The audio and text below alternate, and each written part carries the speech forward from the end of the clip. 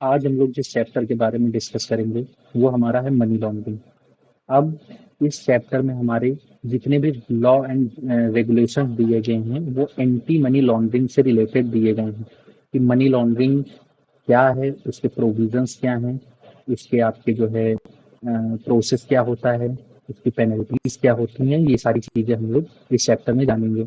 अब money laundering होता क्या है? सबसे पहले तो किसी भी प्रकार की क्रिमिनल एक्टिविटी से जो मनी अर्न की जाती है, क्रिमिनल सोर्स से जो भी मनी अर्न की जाती है, वो मनी आपकी इनलीगल मनी या फिर डर्टी मनी कही जाती है।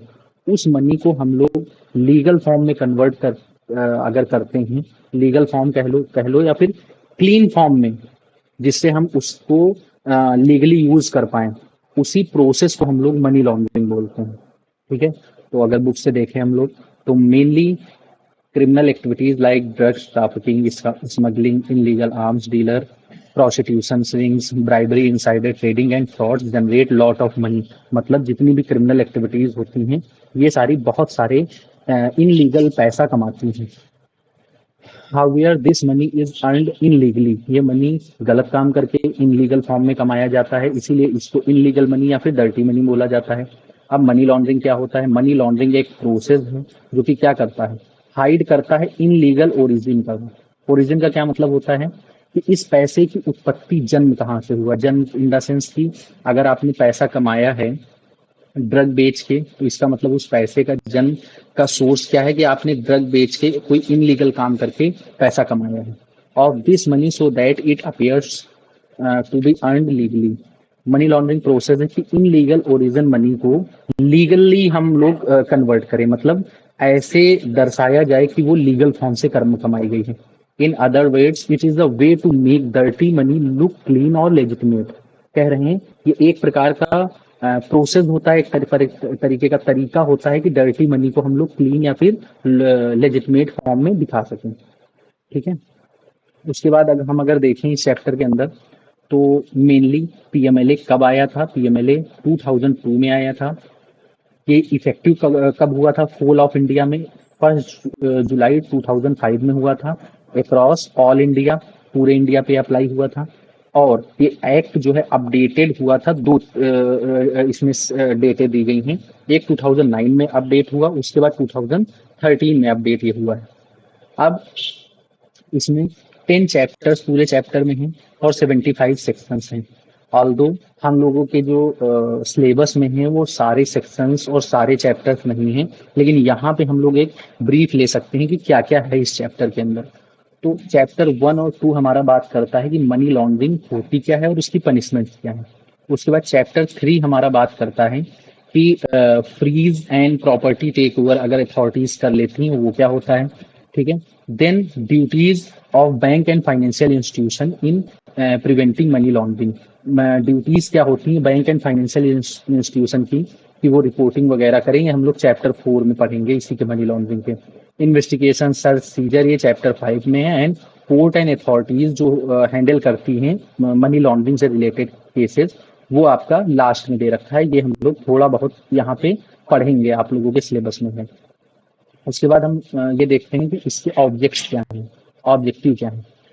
सबसे पहला ऑब्जेक्टिव है प्रिवेंट करना। प्रिवेंट का मतलब रोकना और कंट्रोल करना मनी लॉन्ड्रिंग को। मनी लॉन्ड्रिंग को पहली बात होने से ही रोकना है, और अगर हो गया है तो उसको कंट्रोल करना कि कम हो। ठीक है, मनी लॉन्ड्रिंग से रिलेटेड कोई भी अगर प्रॉपर्टी वगैरह है उसको सीज करना। ठीक है, और ऑब्टेन करना फ्रॉम मनी लॉन्ड्रिंग, कोई भी प्रॉपर्टी है मनी लॉन्ड्रिंग से तो उसको ऑब्टेन करना, अपने कब्जे में लेना। To deal with any other issues connected with money laundering in India. Money laundering से रिलेटेड कोई भी और इश्यूज अपने इंडिया में हम लोग उसको डील कर सकते हैं। क्लियर, ऑब्जेक्ट्स यहाँ पे हो गए। उसके बाद अब इसमें अथॉरिटीज कौन कौन सी इन्वॉल्व होती है मनी लॉन्ड्रिंग के अंदर। तो अगर हम लोग देखें ईडी, ईडी आपने मूवीज में काफी देखा होगा कि ईडी का बार बार जिक्र किया जाता है।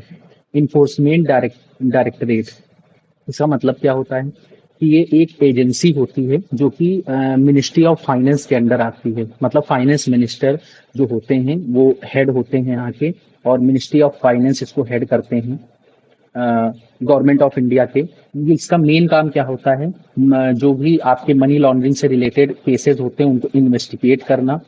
ठीक है, अब दूसरी अथॉरिटी आती है एफआईयू। एफआईयू आईएनडी का मतलब एफआईयू इंडिया, ठीक है। हर कंट्री की अपनी अपनी फाइनेंशियल इंटेलिजेंस यूनिट्स होती है जो कि मिनिस्ट्री ऑफ फाइनेंस के अंडर में आती है, जो कि सस्पिशियस ट्रांजेक्शन्स को रिकॉर्ड करती है और उनको देखती है कि वो सस्पिशियस का मतलब जिन पे शक हो, तो उन जिन पे शक है उनकी पूरी जांच होती है कि मतलब उसमें कुछ मनी लॉन्ड्रिंग जैसा है कि नहीं है, और ये एफआईयू डायरेक्ट ईडी को रिपोर्ट करती है, ठीक है। तो also under Ministry of Finance, this unit collects and analyzes suspicious financial transaction. If anything looks illegal, they send the information to the ED and other agencies for action. अगर इनको कुछ भी सस्पिशियस लगता है, कुछ भी इनलीगल लगता है, तो ये ईडी और अदर एजेंसीज, अदर अथॉरिटीज को एक्शन लेने के लिए चीजें भेजती हैं। उसके बाद they also share relevant data with foreign financial intelligence unit if needed. हो सकता है हमको कोई ऐसा केस मिले जिससे रिलेटेड चीजें हमारी जो है फॉरेन में उसका कोई अकाउंट हो या फॉरेन में उसका कोई इन्वेस्टमेंट हो, हमें लग रहा है फॉरेन इंटेलिजेंस यूनिट जो एफआईयू आपकी फॉरेन वाली है वहां से हमें जो है वेरीफाई कराना चाहिए, तो वहाँ उनके साथ भी हम रिलेवेंट डाटा शेयर कर सकते हैं। अब ए क्या होता है? ए होता है एग्जीक्यूटिंग अथॉरिटी। ये क्या होता है? इस एग्जीक्यूटिंग अथॉरिटी का मतलब होता है जैसे केसेस वगैरह होते हैं तो उसमें एक इंस्पेक्टर टाइप का अपॉइंट किया जाता है, तो ये सेंट्रल गवर्नमेंट के द्वारा अपॉइंट किया जाता है। इस अथॉरिटी के पास पावर होता है कि वो एग्जामिन कर सके एविडेंसेस को, कोई भी अटैचमेंट वगैरह होते हैं उनको कंफर्म कर सकता है, फ्रीज कर सकता है प्रॉपर्टी को, और डिसीजन दे सकता है अंडर पीएमएलए कोई भी एग्जीक्यूटिंग अथॉरिटी। क्लियर? तो हम लोगों ने ये तीनों अथॉरिटी के बारे में पढ़ा, क्योंकि एग्जाम में इन अथॉरिटीज के बारे में क्वेश्चन पूछना थोड़ा सा मुश्किल है 7 मार्क्स का। ये authorities involve in enforcing the act, आप बताइए ऐसे करके। लेकिन इसके बाद वाला जो क्वेश्चन है वो बहुत इंपॉर्टेंट है, प्रोसेस ऑफ मनी लॉन्ड्रिंग। ये जान है इस चैप्टर की। तो अगर हम बात करें प्रोसेस ऑफ मनी लॉन्ड्रिंग, तो ये जून 2023 में आया है और दिसंबर 2024 में आया है, 2 बार आया है ये क्वेश्चन। और यही क्वेश्चन सेम कॉस्ट ऑडिट में भी बार बार रिपीट होके आता है, तो ये क्वेश्चन बहुत इंपॉर्टेंट हो जाता है।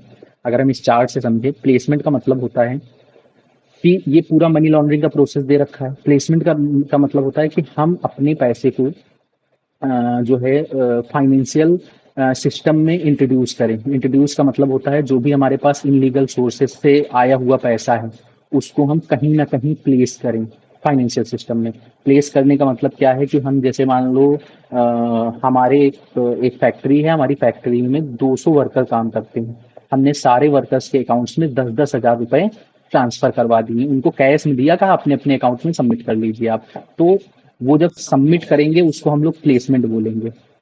वो जब सबमिट करेंगे तो हम उसको प्लेसमेंट बोलेंगे। उसके बाद वही जो वर्कर्स होंगे वो लोग आपस में ट्रांसफर करेंगे या फिर अपने किसी रिश्तेदार को ट्रांसफर करेंगे, उस रिश्तेदार से कहेंगे कि वो किसी दूसरे रिश्तेदार को ट्रांसफर करे, ठीक है। उसको हम लोग कहेंगे लेयरिंग। देन उसके बाद जो फाइनल जो है बंदा होगा जिसके पास वो पैसे होंगे, उनसे कहा जाएगा कि वो डायरेक्ट हमारी कोई कंपनी होगी, कोई या एनजीओ वगैरह होगा, वहां पे डायरेक्ट डोनेशन वगैरह के तौर पे वो ट्रांसफर कर दें। उसको हम लोग बोलेंगे इंटीग्रेशन, अपने पैसे को इकट्ठा करना। अगर हम लोग वन वर्ड में बात करें तो प्लेसमेंट का मतलब होता है फाइनेंशियल सिस्टम में अपना पैसा लगा देना। फाइनेंशियल सिस्टम मतलब कि आपका बैंक होंगे, एनबीएफसी हो गए, इनके थ्रू पैसे को सर्कुलेट कर देना, लगा देना। लेयरिंग का मतलब होता है इतने नंबर ऑफ ट्रांजेक्शन उस पैसे के करा दो कि उसका ओरिजिनल ओरिजिन जो था वो खत्म हो जाए, मतलब वो पैसा कहाँ से आया था ये पता ना चल पाए, ठीक है। उसके बाद उस पैसे को हम इंटीग्रेट कर सकते हैं, इकट्ठा कर सकते हैं और अपनी लग्जरी चीजें खरीद सकते हैं, इन्वेस्ट कर सकते हैं। ये आपका पूरा प्रोसेस है जो कि बहुत इंपॉर्टेंट है, चार्ट से समझाया, अभी पूरा हम लोगों को पढ़ना बाकी है। पहला जो था step placement, this is the first step there where illegal money cash earned through crime is put into the financial system. हमने क्या किया सबसे पहले कि इन लीगल पैसे को फाइनेंशियल सिस्टम में पुट कर दिया, मतलब लगा दिया। It might be done by depositing small amount into bank accounts, ठीक है। छोटे छोटे अमाउंट्स हम बैंक में जमा करवा दें, अपने अकाउंट में नहीं, दूसरों के अकाउंट में, और उनसे कहें कि वो आगे दूसरों को ट्रांसफर करते रहे, अपने जानने वालों को, मतलब वो पैसा कम से कम 8-10 अकाउंट में ट्रांसफर होके तब हमारे पास आए। और buying cheques, bank draft, ETC, and then putting them into different account, वही बात आ गई कि उसको डिफरेंट डिफरेंट अकाउंट्स में हमें ट्रांसफर करते जाना है। उसके बाद layering, layering in this step the launderer tries to hide the money's criminal origin, जो उसका क्रिमिनल ओरिजिन है कि वो पैसा आया कहाँ से, उसको छिपाने के लिए, हाइड करने के लिए क्या करना पड़ेगा, the money is moved around through many accounts, पैसे को बहुत से अकाउंट्स में मूव करवाना पड़ेगा, some time across different countries. जैसे आप लोगों ने मूवी देखी होगी शिवाजी द बॉस, उसमें वो क्या करता है, पैसा डिफरेंट डिफरेंट लोगों से निकालता है, वो सारा ब्लैक मनी होता है या मनी लॉन्ड्रिंग का पैसा होता है, और उसको उसके फॉरेन में फ्रेंड्स होते हैं, उनको लेके जाता है, वो पैसा देता है और उनसे कहता है शिवाजी फाउंडेशन, एक उसका जो है एनजीओ होता है, कहता है उसमें डिफरेंट डिफरेंट नाम से आप लोग इन्वेस्ट कीजिए। तो पहले उसने क्या किया, पैसे को प्लेस किया, फिर उसकी लेयरिंग करवाई थ्रू द वेरियस कंट्रीज, और उसके बाद इंटीग्रेट किया, मतलब अपने एनजीओ में उसने फिर से ट्रांसफर करवाया। Now the money looks clean and mix with the legal income, money जो है लीगल इनकम के साथ मिक्स हो चुकी है वो, ठीक है। अब उससे क्या कर सकते हैं, हम प्रॉपर्टी बाई कर सकते हैं, इन्वेस्ट कर सकते हैं बिजनेस में, एंड बाई कर सकते हैं एक्सपेंसिव थिंग्स। जैसे शिवाजी द बॉस ने, अगर मूवी की बात करें, तो उसने स्कूल्स बनाए उसी एनजीओ से, रोड बनाए, हॉस्पिटल बनाए, तो उस पैसे को वो लग्जरी चीजों में या फिर डोनेशन के तौर पे वो यूज करता गया। At this stage, it is very hard to tell the money was ever illegal. इस स्टेज पे आके पकड़ना बहुत मुश्किल होता है, ये कहना बहुत मुश्किल होता है कि वो पैसा कभी इनलीगल था भी। केवल अजय देवगन ही रेड मूवी में पकड़ पाते हैं, ऐसे पकड़ना बड़ा मुश्किल हो जाता है।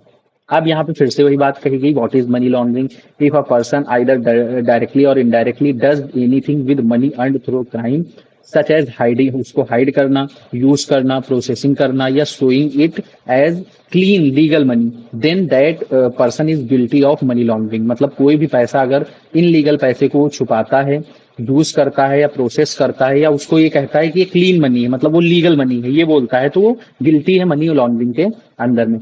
इवन हेल्पिंग और bringing involve knowingly is also considered as offence. अगर आप मनी लॉन्ड्रिंग का पर्सन है जिसने क्राइम किया है, और आप उसकी मदद करते हैं जानते हुए भी कि वो जो है गिल्टी है, तो आप भी ऑफेंस के अंदर आएंगे। क्लियर, कहते नहीं कि खूनी का साथ देने वाला भी खूनी, ठीक है। अब जो बैंक और फाइनेंशियल इंस्टीट्यूशन होती हैं, जहां पे ज्यादातर चांसेस होते हैं कि मनी लॉन्ड्रिंग हो जाए, क्योंकि वहीं पे लेयरिंग वाले पार्ट को अंजाम दिया जाता है, तो इस लॉ में ये ड्यूटी की गई है बैंक और फाइनेंशियल इंस्टीट्यूशन बोले तो एनबीएफसी वगैरह हो गई, इनकी ये ड्यूटी दी गई है कि ये कुछ ड्यूटीज अपने यहाँ मेंटेन करें, मतलब कुछ इनकी ड्यूटीज दे रखी हैं। तो bank, financial institution and intermediate जैसे स्टॉक ब्रोकर वगैरह हो गए, must verify the identity of their customer, they must keep all transactions, they must report suspicious transaction. कोई भी अगर उनको सस्पिशियस ट्रांजेक्शन लगता है तो वो किसको रिपोर्ट करेंगे, एफआईयू को, वो एफआईयू आईएनडी मतलब एफआईयू इंडिया को वो तुरंत रिपोर्ट करेंगे कि हमको सस्पिशियस लग रहा है।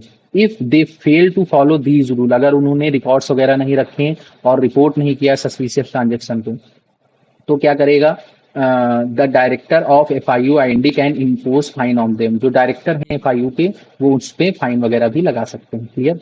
अब इसमें कुछ शेड्यूल ऑफेंसेस दे रखे हैं, ठीक है, जो कि 3 पार्ट में डिवाइडेड है। पहले पार्ट में बहुत ही सीरियस क्राइम आते हैं, जैसे कि मर्डर हो गया, ड्रग्स ट्रैफिकिंग हो गया, टेररिज्म हो गया, ठीक है, करप्शन हो गया, स्मगलिंग हो गया, इनलीगल आर्म्स हो गया, वाइल्ड लाइफ क्राइम अगर एनिमल वगैरह आपने मारा है, एंड मोर। पार्ट 1 याद रखना, ये थोड़ा सा इंपॉर्टेंट है, इसमें सीरियस क्राइम आते हैं। पार्ट बी, जिसमें 1 करोड़ या 1 करोड़ से ऊपर का फ्रॉड इन्वॉल्व हो, ये मोनेटरी टर्म्स वाला फ्रॉड है। Part C, cross border trans crime होता है, मतलब इंटरनेशनल क्राइम अगर आप कर रहे हैं, इंडिया के बंदे होके बाहर जाके कोई क्राइम कर रहे हो, पार्ट सी में आता है। अब इससे रिलेटेड पनिशमेंट क्या होती है, अगर हम बात करें तो imprisonment for 3 years which can be extended up to 7 years, मतलब जेल हो सकती है आपको 3 साल से लेके 7 साल तक। कब? जब आपने पार्ट बी और सी वाला काम किया हो, ठीक है। और अगर यही काम आपने जो है पार्ट ए में किया है, मतलब सीरियस क्राइम किया है, तो ये जो 7 ईयर्स वाली लिमिट थी ये 10 ईयर्स हो जाएगी। नहीं समझ में आया? फिर से बताते हैं। अगर आपने पार्ट बी और सी का क्राइम किया है, तो ये जो लिमिट है आपकी वो 3 to 7 ईयर्स जेल जाने की रहेगी। अगर आपने पार्ट ए वाला क्राइम किया है, तो यही लिमिट आपकी 3 से 10 साल हो जाएगी, 3 to 10 ईयर्स, ठीक है। और फाइन भी आपके पास आल्सो इम्पोज हो सकता है। आल्सो का मतलब होता है हिंदी में भी, मतलब कि आपको जेल तो जाना पड़ेगा, प्लस आपको फाइन भी देनी पड़ेगी। The property earn from crime can be seized और कॉन्फिस्केटेड बाय द गवर्नमेंट। जो भी आपने ये मनी लॉन्ड्रिंग करके पैसा वगैरह कमाया, उसको सीज वगैरह किया जा सकता है। अब investigation process under PMLA. Investigation process क्या होता है? कौन इन्वेस्टिगेट वगैरह करेगा? Who investigate? Officers from ED जो होंगे are given power to investigate money laundering cases. जो भी ईडी के ऑफिसर्स होंगे वो मनी लॉन्ड्रिंग से रिलेटेड जितने भी केसेस होंगे उनको डील करेंगे। They can also attach, freeze और seize any property link to the illegal money. कोई भी प्रॉपर्टी उनको लगती है कि वो इनलीगल मनी से लिंक्ड है, तो वो उसको फ्रीज वगैरह कर सकते हैं, सीज कर सकते हैं। अब ये क्या होता है? एग्जीक्यूटिंग अथॉरिटी क्या क्या करती है? Special authority called executing authority is set up to review the property attachment order made by ED. ED ने जो प्रॉपर्टी सीज वगैरह की है उसको रिव्यू करने के लिए। कंफर्म और रिजेक्ट दीज ऑर्डर। जो भी ए ने किया है काम, उसको रिजेक्ट करने के लिए, कंफर्म करने के लिए कि प्रॉपर्टी वगैरह उसने सही चेक की है, मतलब जो भी उसने ऑर्डर वगैरह दिया है उसको कंटिन्यू रखना है, या फिर उसको प्रॉपर्टी को रिलीज कर देना है, ठीक है। अपीलेट ट्रिब्यूनल यहाँ पे क्या करती है? If someone is happy with the executing authorities decision they can appeal to the appellate tribunal. अगर कोई अनहैप्पी है ए के ऑर्डर से, ए ने ऑर्डर दिया कि कंफर्म कर दिया, कंफर्म इन द सेंस कि उसकी प्रॉपर्टी अब सीज ही रहेगी, तो वो बंदा क्या कर सकता है? जो है अपीलेट ट्रिब्यूनल के पास जा सकता है, ठीक है। या फिर रिजेक्ट कर दिया तब भी अपीलेट ट्रिब्यूनल के पास जा सकता है, ठीक है। The tribunal also hear appeals against the decision by the authorities like director of FIU IND. अगर पर्सन अनहैप्पी है तो भी जा सकता है अपीलेट ट्रिब्यूनल में, और अगर एफआईयू के डायरेक्टर वगैरह, मतलब कोई अथॉरिटी भी अगर जो है अनहैप्पी है तो वो भी जा सकती है अपीलेट ट्रिब्यूनल में, ठीक है। Special court. स्पेशल कोर्ट्स क्या होते हैं? The government has designated certain session courts at special court. कुछ कोर्ट्स को उसने स्पेशल कोर्ट बनाया। अब स्पेशल कोर्ट्स क्या होते हैं?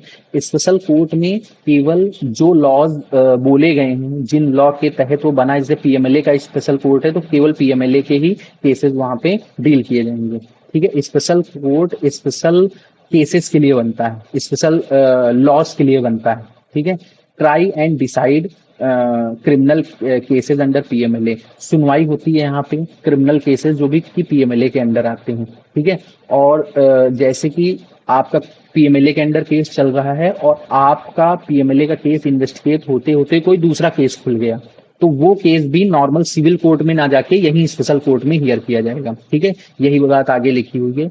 These court can also handle other related criminal charges during the same trial. अगर इसी सेम ट्रायल में अदर कोई एक्टिविटी हो रही है तो उसको भी यहाँ पे सुनवाई की जाएगी। International help. The law allows India to cooperate with other countries. अगर अदर कंट्रीज में कुछ पैसा उसका रखा है या अदर कंट्रीज की इन्वेस्टिगेशन चल रही हो, इंडिया को हेल्प चाहिए, या इंडिया की इन्वेस्टिगेशन चल रही है और बाहर वाली कंट्री का हेल्प चाहिए, तो दोनों केसेस में इंटरनेशनल हेल्प मिलेगी। Catch criminal.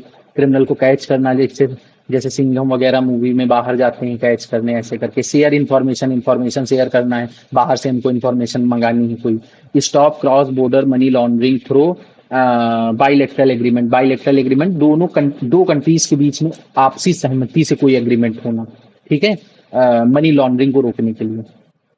एफआईयू। एफआईयू के बारे में हम लोगों ने पढ़ा है, ठीक है।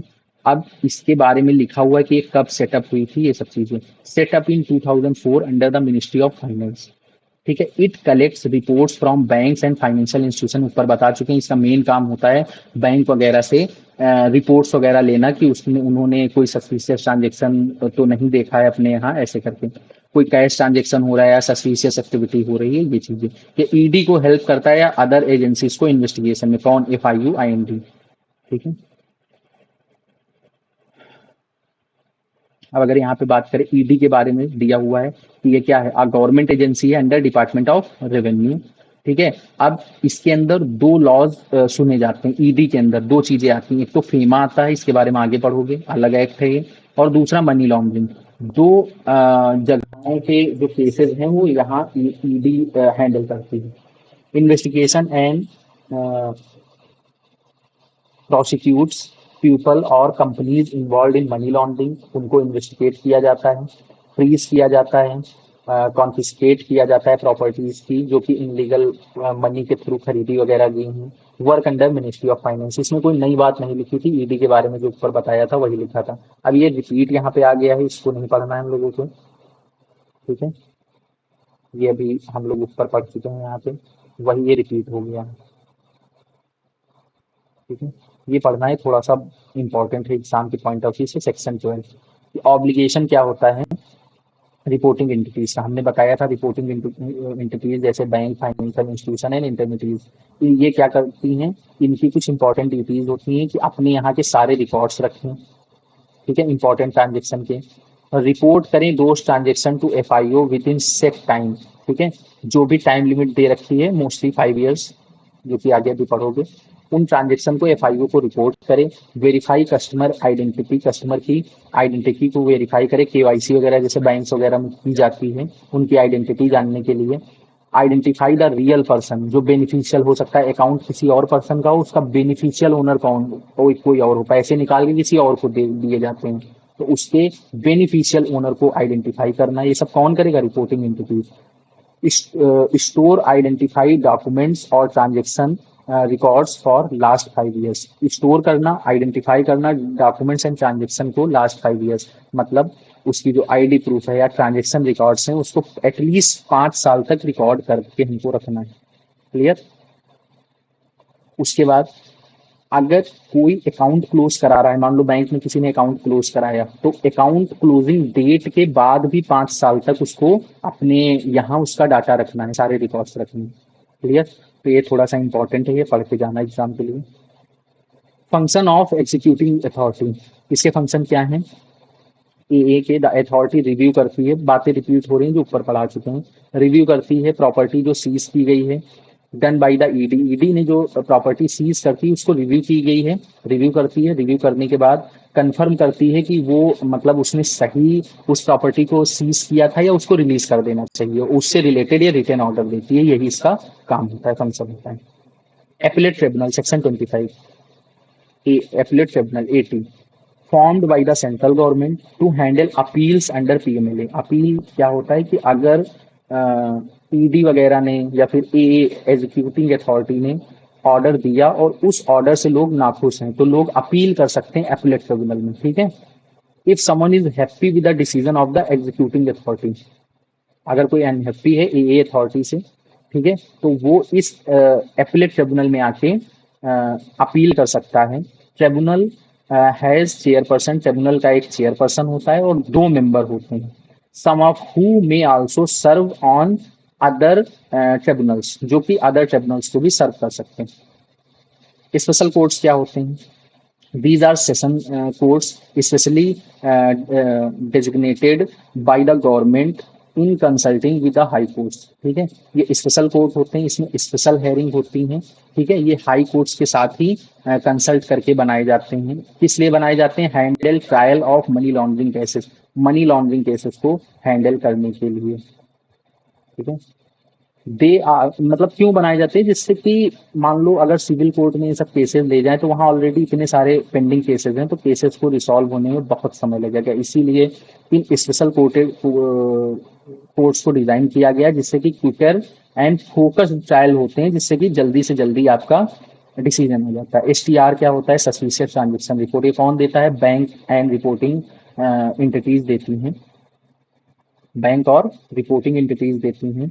क्या देती हैं, सस्पिशियस ट्रांजेक्शन एक्टिविटी, कोई भी ऐसी एक्टिविटी की उनको शक हो रहा है कि यहाँ पे फाइनेंशियल फ्रॉड हो सकता है, मनी लॉन्ड्रिंग का केस हो सकता है, तो वो लोग रिपोर्ट करेंगी। क्या करेंगी, it may be involve in legal या क्रिमिनल मनी, अगर उनको लग रहा है तब रिपोर्ट करेंगी। इट सीम्स टू कॉम्प्लेक्स और अनयूजुअल ट्रांजेक्शन, बहुत सारे कॉम्प्लेक्स और अनयूजुअल ट्रांजेक्शन अगर किसी अकाउंट में हो रहे हैं, it does not make financial sense और हैज नो रियल पर्पस। कोई भी मतलब ऐसे ट्रांजेक्शन होते हैं जिसका कोई फाइनेंशियल सेंस नहीं होता है, कोई भी रियल पर्पस नहीं होता है। सीधी सी बात, बैंक वालों को अगर शक हो रहा है, सस्पिशियस ट्रांजेक्शन कोई लग रहा है, तो उसकी सस्पिशियस ट्रांजेक्शन रिपोर्टिंग होगी, एसटीआर होगा। क्लियर? ये मोस्ट इंपॉर्टेंट है की rules for the reporting entities. Bank financial institution कब कब ये रिपोर्टिंग करेंगे? कोई भी अगर कैश ट्रांजेक्शन 10 लाख से ऊपर हो रहा है उनके बैंक में, ठीक है, मल्टीपल स्मॉल स्मॉल ट्रांजेक्शन करके 10 लाख रुपए हो रहे हैं एक मंथ में, एक महीने में किसी पर्सन के अकाउंट में छोटे छोटे अमाउंट्स में 10 लाख रुपए आए हैं, तो उसको जो है रिपोर्टिंग एंटिटी को जो है एफआईयू को बताना पड़ेगा कि यहाँ पे कुछ सस्पिशियस लग रहा है। ट्रांजेक्शन इन्वॉल्विंग 10 lakhs और मोर इन फॉरेन करेंसी, 10 लाख या उससे ज्यादा फॉरेन करेंसी में ट्रांजेक्शन हुआ है। फेक करेंसी से अगर ट्रांजेक्शन हो रहा है, फेक काउंटरफाइट मतलब फेक करेंसी मतलब जाली नोट वगैरह, और भी किसी प्रकार के अगर सस्पिशियस ट्रांजेक्शन दिख रहा है, चाहे कैश में हो चाहे कैश में ना हो, उसको भी हम लोग इसी में जोड़ेंगे, मतलब उसकी भी हमको रिपोर्टिंग करनी पड़ेगी। How to maintain these records, इन रिकॉर्ड्स को कैसे मेंटेन करना है, इनका एक स्पेसिफिक फॉर्मेट होगा, ठीक है। हार्ड कॉपी पेपर फॉर्म में रिकॉर्ड करना है। The organisation must create system for analysing and sharing data properly, मतलब डाटा को ऑर्गेनाइज रखने के लिए सीधे सीधे एक सिस्टम होना चाहिए, शेयर करने के लिए इंफॉर्मेशन सिस्टम होना चाहिए, proper system of storing and sharing data का एक प्रॉपर सिस्टम होना चाहिए। एक प्रिंसिपल ऑफिसर होना चाहिए, must be appointed to send reports to director of FIU. एक प्रिंसिपल ऑफिसर बैंक या रिपोर्टिंग एंटिटीज को अपॉइंट करना पड़ेगा, जो कि कोई भी अगर सस्पिशियस ट्रांजेक्शन दिख रहा है तो उसकी रिपोर्टिंग एफआईयू को कर सके। क्लियर? हाँ, केवाईसी रिक्वायरमेंट, केवाईसी क्या होती है? केवाईसी का फुल फॉर्म होता है नो योर कस्टमर, उसकी सारी डिटेल जानना। Entities must identify there client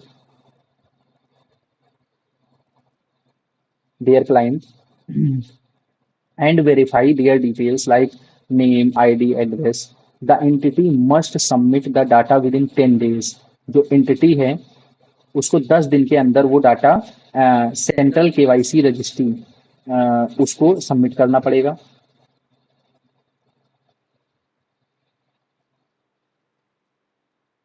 ठीक है।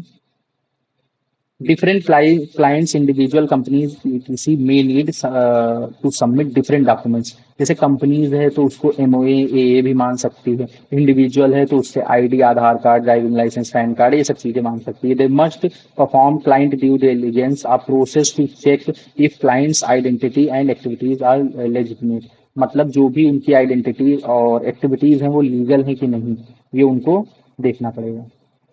अब सेंट्रल केवाईसी रिकॉर्ड रजिस्ट्री, ये क्या होता है? ये सेटअप हुई थी 2015 में। अगर ये दोनों टॉपिक की बात करें तो बिल्कुल स्टडी मटेरियल में छोटे छोटे आपके दिए गए हैं, इनको आप अगर नहीं भी पढ़ेंगे, इग्नोर भी कर देंगे तो चलेगा। ठीक है, वैसे हम पढ़ाए देते हैं, हम इग्नोर नहीं करेंगे, आप कर दीजिएगा।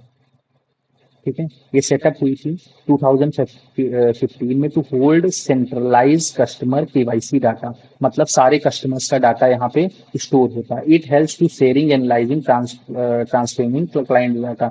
It follows rules laid down by the regulation like RBI, SEBI, ETC. Digital KYC process क्या होता है? New process is online, secure, transparent, ये सारी चीजें दे रखी हैं, पढ़ लेना, ही इतना इंपॉर्टेंट नहीं है। तो आपका ये चैप्टर पूरा यहाँ पे खत्म होता है। ये चैप्टर 5 to 7 मार्क्स का वेटेज रखता है आपका, जो कि आपके एग्जाम के लिए काफी इंपॉर्टेंट है। ठीक है, अब इसमें अगर हम इम्पोर्टेंट बात करें तो ये प्रोसेस ऑफ मनी लॉन्ड्रिंग बहुत इंपॉर्टेंट है। देन इसके जो शेड्यूल ऑफ ऑफेंसेस और इसकी पनिशमेंट, ये दोनों चीजें बहुत इंपॉर्टेंट हैं। उसके बाद अगर हम बात करें